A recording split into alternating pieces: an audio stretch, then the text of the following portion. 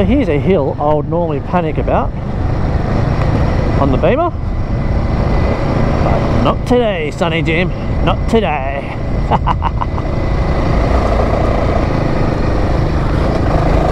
In fact, I'm doing it in third. And a little bit of airborne. Yeah! Oh, cool.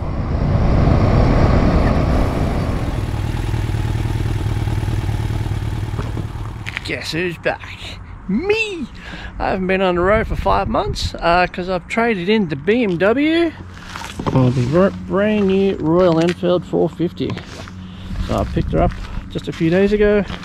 Haven't had a chance to go for a ride yet until now. So I'm just leaving Gembrook at the moment on my first real ride on the Royal Enfield Himalayan 450, and so far I'm really loving this bike. My previous bike was a BMW GS Adventure 800, and I loved the power of that bike, but I found it was just a bit too tall, even after putting lowered suspension on it and a lowered seat, and the weight was just a bit much. And the killer for me was the servicing cost. Each service cost me $2,000.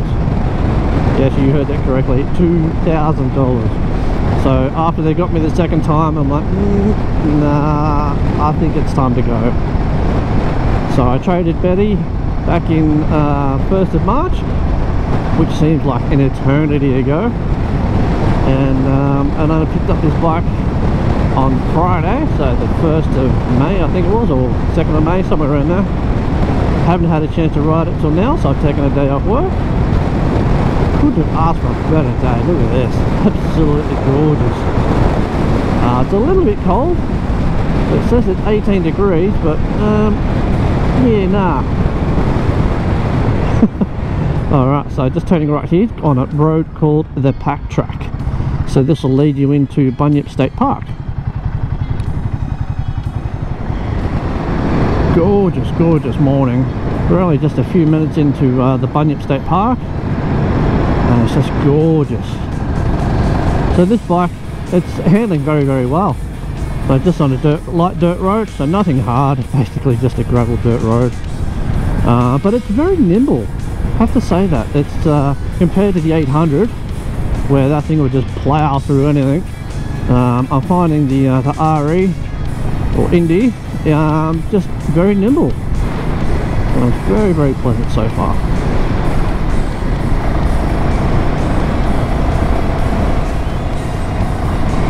I am in love with this bike.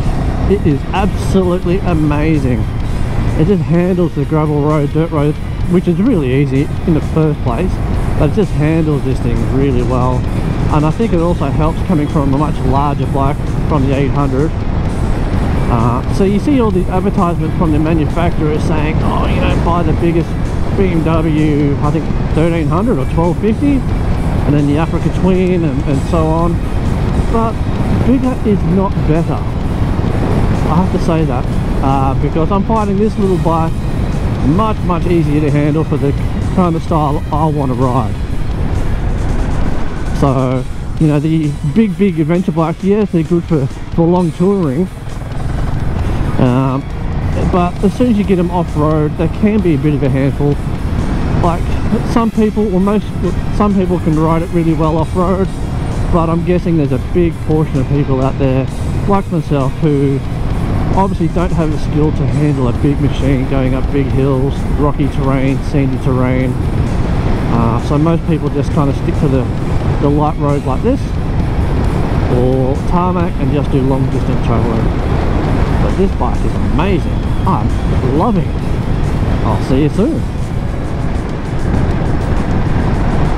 Love this section of Bunyip State Park. You follow the power line. It's amazing. It's very easy. This bike is so easy to ride. Unbelievable. Oh, what a joy. Oh, until you hit a pothole. Oh well. Fun and joy. So far doing 100 k's on the dirt. easy.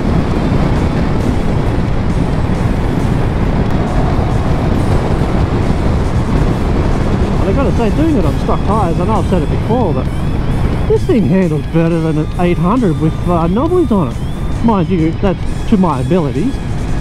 Being able to stop is so easy in this thing. The biggest issue I had on the 800 was when it got up to speed on a gravel road, sometimes turning the direction was just hard, or having to slow down fairly quick for a direction change was very, very difficult. This thing, I think I'm going to get into some serious trouble with this thing. And I say, bring it.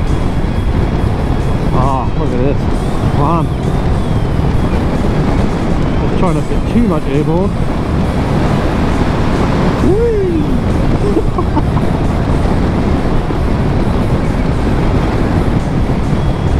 Love it. What a nice view. Look at that. The question is, do we follow this track all the way? I think so.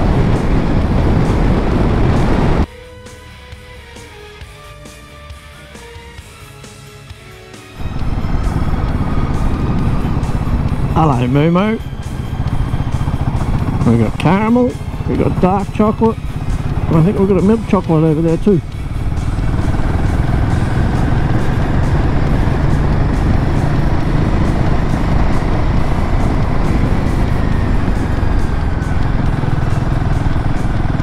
Hello, caramel. Beautiful. Amazing day. Just what the soul needed.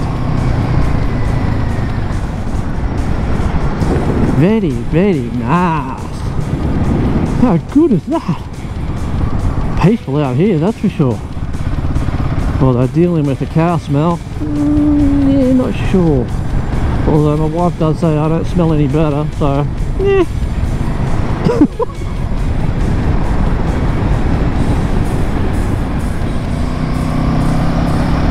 Definitely getting a little bit damp around here. Just had a nice slide in the mud, which I didn't get on camera unfortunately. So I'm still on Tea Tree Road. I have diverted off my route a little bit. I was going to take Tea Tree Track, but there was just a big mud pit at the bottom of it. So I'm like, nah. So this track will actually lead back to where I need to go anyway. So it's a little bit longer. Well, I'd rather be a little bit longer than being stuck.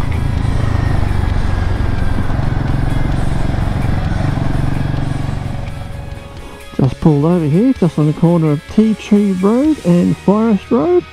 Just need to work out where I'm going. Alright, looks like I am going left to join back onto my blue track. And there's Gentle Annie. Might see how that goes, might tackle that. Yeah, that'll be fun. So I've stopped at an intersection, so if I took Tea Tree Track earlier, would have brought me up here on the left, but it's looking rough as guts, and I don't want to risk it. It is the first day on a new bike, so I'm being a little bit sensible. Can you believe it? Alright, so we're now going to go down Tarago Road. I must be getting close to the civilization. I've just passed a couple of four-wheel drives I didn't get on camera. The trip's been a little bit uneventful. It's pretty much been like this. Perfect. Yeah, so I must be getting close to Neerim South Road, and then from there we'll jump over to the other side, over towards Mount Bawball, and do some exploring over there. But it is lunchtime, so I'm thinking I might cook up a lunch. I brought a little pack with me with one of my favourite meals, 2-minute noodles, chicken of course. So yeah, starting to get a little bit peckish, but this road has been perfect. Beautiful. Oh yeah, there's been a lot of trees down too, as you can see here, but someone's come along and shifted most of them away. I think I just had one where it was a little bit questionable, but that was uneventful. Alright, where are we? I don't know. Tarago River. Ooh, okay. Well, there you go. Just turned right onto Nero East Road. I almost missed it. I was enjoying the scenery too much. I was actually wanting to get the bike up to 100k's to see what it's like on the tarmac. I haven't had a chance to do that yet. On the dirt, not a problem. On the tarmac, yeah, I haven't found the right spot for that yet. Looks like I'm going through some farmland. I just turned left onto McCulloch Road.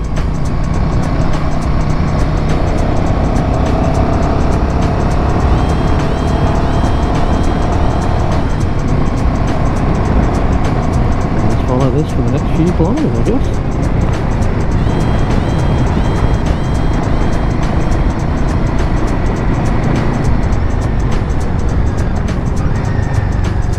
Look at that for a view.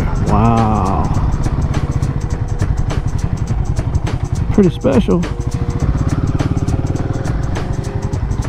I'm still on McCulloch Road. Oh wow, look at that house. Nice. Yeah, still on McCulloch Road, but the track is just starting to turn to shit. Oh well. Not to worry.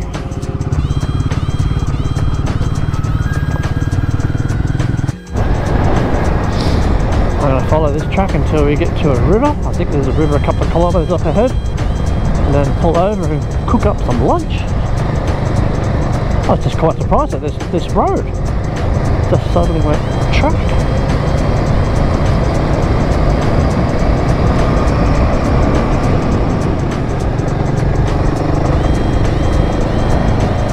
So here's a hill I would normally panic about on the Beamer.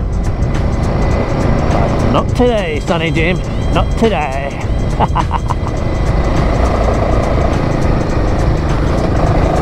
In fact, I'm doing it in third. And a little bit of airborne. Yeah! Oh, cool. Okay, I think I'm coming up to that little river I was talking about before. Let's see if we can stop here. Cook up a meal.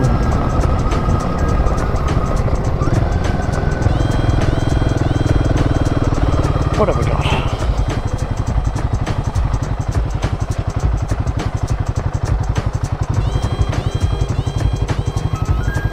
Oh yeah, it's a decent size, isn't it? Not too shabby, not too bad at all. I'm going to pull up camp, or not camp, but lunch. Just down here. Look at this. Bloody marvellous.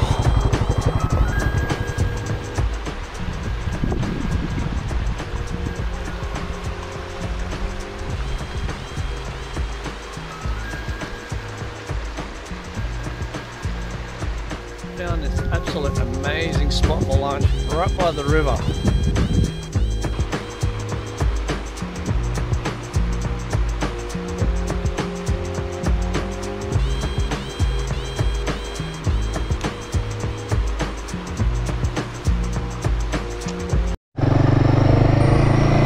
Well, that was a great little lunch stop. Just sitting by the river, just eating some chicken noodles, but most of all, just enjoying the peace and quiet and listening to the river just flow. So I had a couple of other motorcyclists come past, but they didn't stop. I think I might have taken their lunch spot, but nah. Alright, so now we're on King's Road, making our way to Fumina, I think that's how you pronounce it. And then from there we're going to make our way home, because it's 1:30 in the afternoon, and I've got to start making my way home because I've got to pick up the kids, or one of them anyway. King's Road's a little bit rutted, but nothing difficult. Just got to be careful of the ruts on the potholes.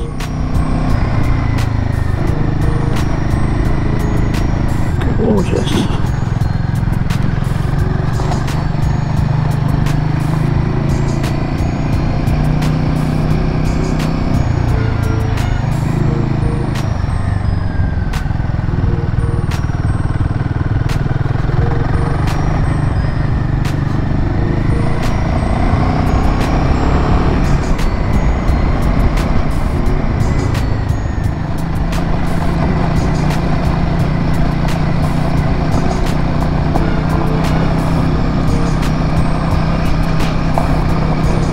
awesome is this? I love being on dirt roads. I'm popping out somewhere to go, where the bloody hell am I?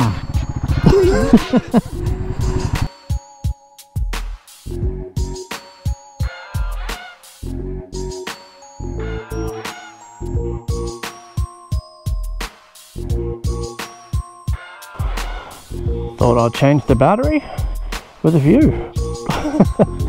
That's the old train from Nuji, as you can see. So quiet. In fact, that's the first car I've seen since I've been here. That's about 10 minutes. And it's a Monday afternoon at about 2 o'clock.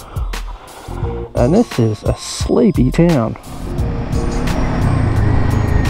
Wow, it must be quiet. 2 o'clock in the afternoon, there's not much people there. I suppose it is a Monday. Too early for shenanigans. Just turned onto Turner's Road. So this is a shortcut to avoid Yarra Junction. And it's a little bit quicker home as well. So it's nice to have a little bit more dirt before I get home. In fact, I might pull up here and enjoy the sunshine. How nice is that? High up on the hill at the moment, and you can see that the track's a little bit damp. Well, not this section, but the damp sections are really, really slick. And that view I was telling you about is just coming up. So overlooks Bunyip State Park and towards Druin, Warrigal Way. Don't know if you can see any of that. That's not too bad.